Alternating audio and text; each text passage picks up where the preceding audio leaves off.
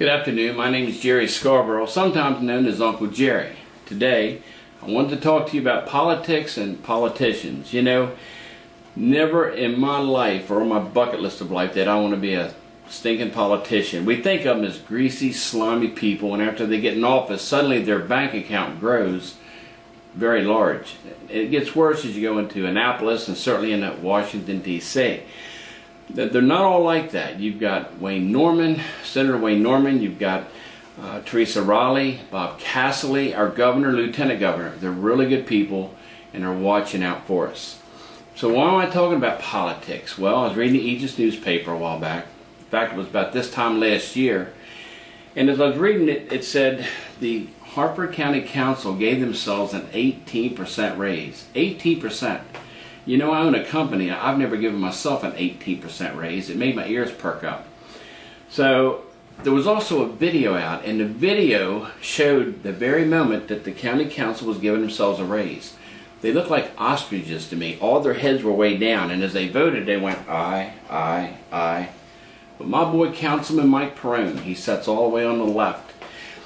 He looked right into the camera and he says, no, I don't want a raise. I didn't take this job for a raise. I took this to help the people in my district. So he's my hero, and we're friends to this day. The thing is about that, and it was in the Aegis newspaper, they actually blackballed Mike Perrone. He was never able to pass another bill because he didn't go behind the back door with the rest of the county council and vote for a raise. And I don't like that. I don't like backdoor deals. So what did I do? I went down to the Harford County Council chamber. I did it the first Tuesday. They have it the first 3 Tuesdays of the month. And I went down there the first Tuesday of December. My first time down there, my first impression, my first anything.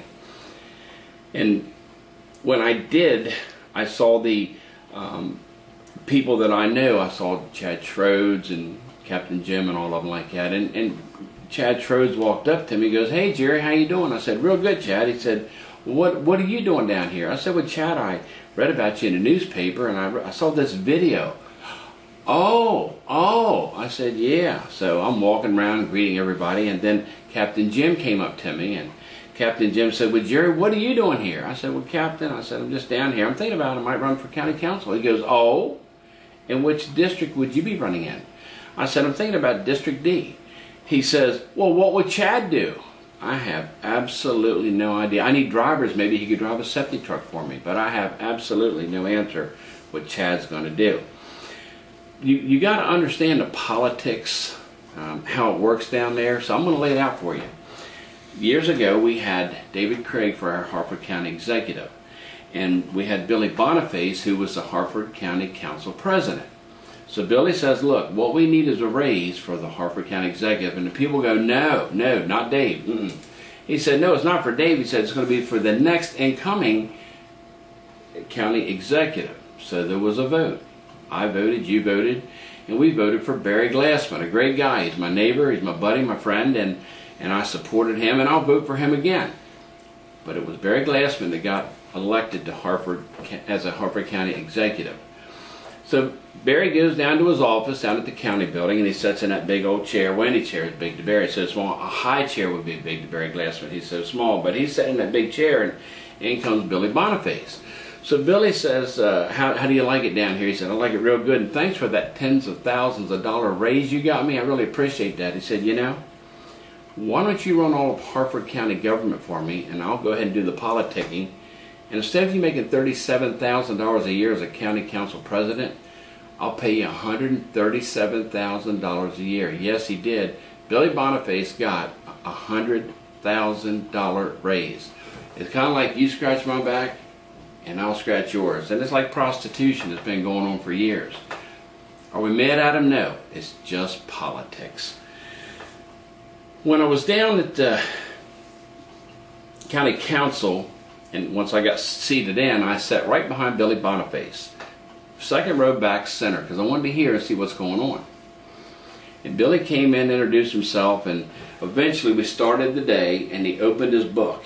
And when he did, I saw in great big black letters on the first topic of the night, "Confidential," written across there. And I thought to myself, my first impression, what the hell is confidential about Harford County's government and us? It's our county, and it's also our money. It upset me terribly. So I want to tell you about the things that I disagree with, because I've been there every Tuesday night to have their council meeting, or you can go online as I do sometimes, and you can actually watch the live video of everything that's going on.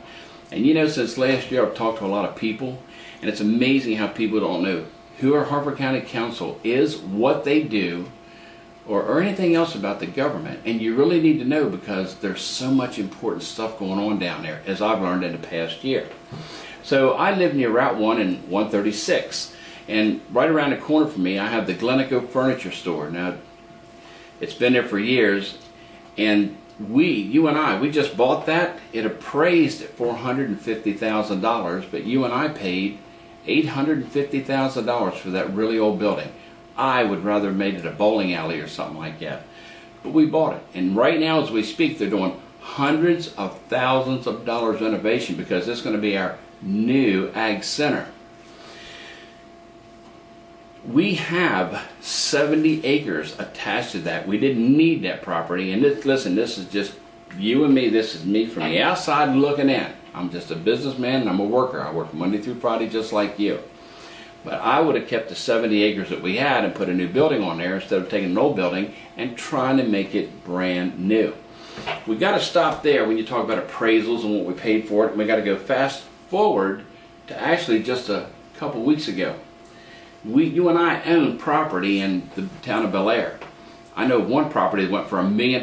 You and I paid $1 million for that property. And now they want to sell those properties in Bel Air proper. And the topic came up before the board, well, what are we going to get for it? And there's an appraisal, and you can run this back on the tape if you want to, because Captain Jim said, well, the appraisal is the high bid. Well, hold on, Captain, let's go back to the Glencoe Furniture Store. If the appraisal is the high bid, why did we pay $850,000 for a $450,000 old building? So I absolutely disagreed with that. Next to it is this house. It looks like a barn. It looks a little bit like a house. Everybody asked me, what is it? Well, it's a building that was built in the 1700s, and it was down near the Harford County Farm Fair. I'm told it was given to us. So it was ordered by us to be torn down and reconstructed right next to the Glencoe Furniture Store. It has a new foundation. It's got a new roof. It's got new siding. It's got two new chimneys. What the hell is $1,700 about it now? I absolutely don't know. And it really looks out of place to me, sitting just a few feet off the road. By the way, although it was given to us, that cost you and me $200,000 to tear it apart and put Humpty Dumpty back together again. I absolutely don't agree with that. I think it's a waste of money as a businessman. Another night they were talking about FiOS, this FiOS cable, and we don't have it up here in northern Harford County. So a study was requested by us, the government, and I have to give it to the two women and men that were trying to sell it to the Harford County Council that day. The one lady said they weren't too receptive because it's $8,000 per home per family.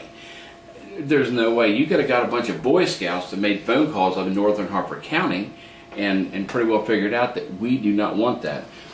To make it comparable, I used to live on Route 440, and I had cable out there. I moved to North Tucker Road. I called the cable company and said, let's get me some cable up here. They said, well, do it, but you have a long driveway here, and it's going to cost $2,000 to run the cable up here. I'm not paying that.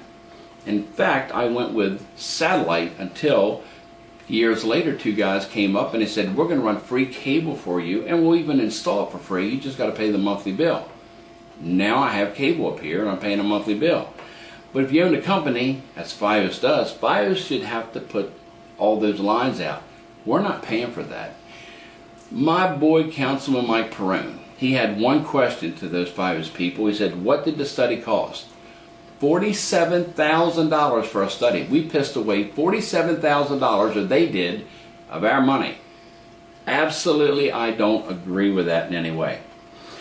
There's a company that wanted to start business down in Perryman, and they had a sales pitch for the county council too. They said, we're going to start up And if you can help us with training the employees, we just might move into Harford County. A lot of discussion. They wanted $50,000 to train their people, and it could be up to 180 people. That's a bargain. To train 180 people at $50,000, that's a real bargain. I have 8 employees and I have to pay them, but I own the company. I have to pay for my own training to my own people. And then the topic came up, well, are they going to be all Harford Countyans? And they said no. They could be from Delaware, they could be from any place, but absolutely they couldn't guarantee they would be Harford County employees. I would not have approved that, but we did, and that company got $50,000 to train their employees. I'm not happy with all the buying that's going on, buying the farms, buying all these other properties. By the way, we just bought T&M Mulch down there in Fountain Green. I have no idea what it costs to buy T&M Mulch, but through a friend, the owner said I'll never have to work another day in my life, so I'm not happy about that. I talked to a 90-year-old farmer. I had breakfast with him, and I was just talking politics. I said, tell me what the county could do for you to help you as a farmer. And he looked down over his glasses and he said, stop selling our land. He said, we can't even move anymore with our farm equipment and machinery. We can't even move anymore. And I absolutely agree with him. Where I live is Route 1 and 136, and I live in the country. I have one traffic light at Route 1 and 136. And my neighboring town, Darlington, they have one traffic light. Have you tried driving down Route 543, 22, 152, or any of those roads, even 24, even the 24 bypass? You cannot move. I just worked for a customer last week. He left Wegmans in Abington, and he lives in Forest Hill, and it took him 1 hour to come home. Why? And then in the Aegis newspaper, they said they are going to do millions of dollars of renovation on Route 22. They're going to widen the road. Well, let me tell you, if you widen Route 22 anymore, you're going to have driveways through these people's through their living rooms and through the businesses' showrooms. There's no more room to widen it. But why are they doing that? It's about developers. They're developing too many homes. As we speak right now, they got apartments and houses going up in Bel Air. In Southampton Middle School, there's a big apartment complex going next to that. 22 and 543 intersection, just north of that, there's 2 more developments going in there.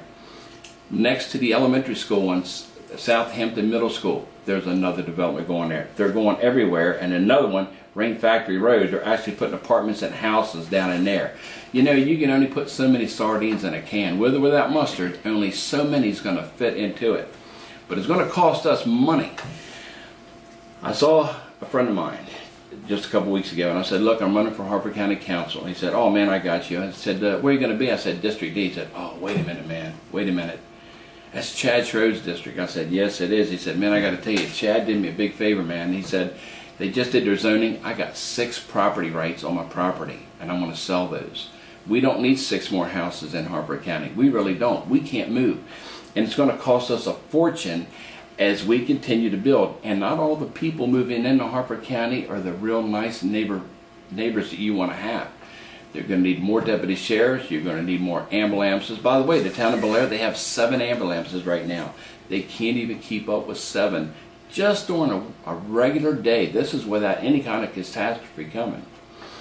They're going to have more volunteers. You're going to need more ball fields. You're going to need more sewer lines, water lines. You're going to have more roads. When the developers make all that money selling their properties and making them big developments, all they need is a merge lane in and a merge lane out. They take the money and they're going. Down the road, somebody says, wow, we can't move, we got to change it. So they can put in a circle in the middle of the road. Did you know the circles that are costing us $500,000? $500,000. If you want a traffic light, it's several $100,000 for a traffic light. I've learned a lot in the last year, let me tell you. So, we have, to the deputies and dispatchers, I want to talk to you because I want to tell you a story. A friend of mine was a volunteer down at Joppa Magnolia Firehouse. This is back in the 80s when I used to patrol down there. And this young kid, he would ride with me and had a real good time. He went on to become a Harford County Deputy Sheriff. He was well liked by everybody, and he went ahead and became a Harford County Deputy Sheriff. You might know my friend. He was a great kid. He turned out to be Deputy Pat Daly and Mark Logston. They gave their life for this absolute community to keep us safe. And if anybody ever deserved a raise at that time, it would have been them. And I'm disappointed that the Harford County Council did not give them a much better raise than what they had. Yes, I know Jeff Gaylor's working on it, and the union's working for the deputies, and they got some kind of arbitration going on. But it came right back to the people of the county council. To the dispatchers, you too deserve the absolute same thing. I hear you many times when I'm out on the fire truck, and you're very professional. To the teachers, I want to tell you a story. I want to talk to you about a horse and pony show. You'll see many times someone that is at a school, a politician, talking to the kids, and they're always sitting in a little 1-foot chair and they're reading Mary Had a Little Lamb or the Three Little Pigs. And there's always make sure they get a good picture for the aegis, or you'll see them on TV. Look, if you would want me to come to your school and talk to your kids, I would tell them that I was a young child that grew up in Dublin. I went to Dublin Elementary School. I graduated from Edgewood High School. And without my teachers, I couldn't have become a state trooper or a firefighter or a business owner or anything without the education. That's what I would tell your kids, and I'd also tell them that nobody gave me anything. I had to work for each and everything that I have to this day. I'm running for Harford County Council, District D. I understand that Chad Schroeds was not going to run this year. He was going to go and run against Jim Riley for the clerk of the circuit court. And good luck with that. Jim's a great guy. He's been doing a lot of good work for us over the years. He was also going to run for the president of the Harford County Council of Government. He's not going to do that either. So he fell back on running again. So I am running against Chad. And there's other openings coming up. Captain Jim is leaving. Mike Perone is leaving. And you might as well hear it here first. Coach Slutsky, I have such respect for him. A great guy. He's our president now. He's going to retire. And I'll tell you right now, Pat Vincenti will be the next Harford County Council president. I will support him, vote for him. He is a good man. He did something for me that helped everybody else, not just in Harford County, but surrounding areas. So he's going to be our next one. And he's a good guy. Someone told me months ago, he said, you know, the best thing that ever happened to Harford County government is when they elected a trash man to become on a county council. His name was Bob Hooper. He went on to become Senator Bob Hooper. He was a great guy, well respected. And am I saying I can fill his shoes? Absolutely not. But I tell you, Bob Hooper and I have one thing in common, Harford County and the love for its people. And he's a great guy. I have to make promises to you because I want to be a politician. I promise you to be the most unpolitician in the history of Harford County. You need to be notified what's going on. I'm telling you things about T&M mulch and everything else, and it's the first you ever heard of it. You have no clue. I plan to go on Facebook and tell you this is what we're going to get ready to vote for, and I want your input into what we're going to do. You need to know. I'll report back to you. If the smell factor isn't good, and I know a lot about smell, I will absolutely tell you that the smell factor is not good down there. I promise you a fair vote. I promise you no horse and pony show. I'm not going to play it.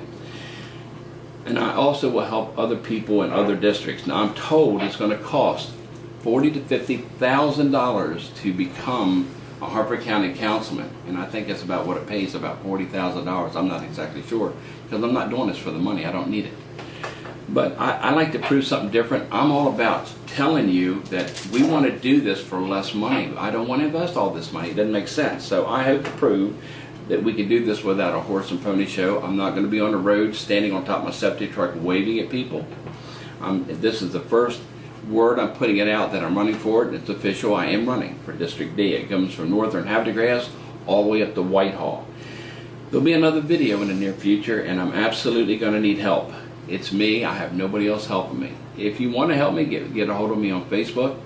Go to private message. I hope if there's any comments, you got something nice to say, not something mean to say, because it's business. It's just business to me.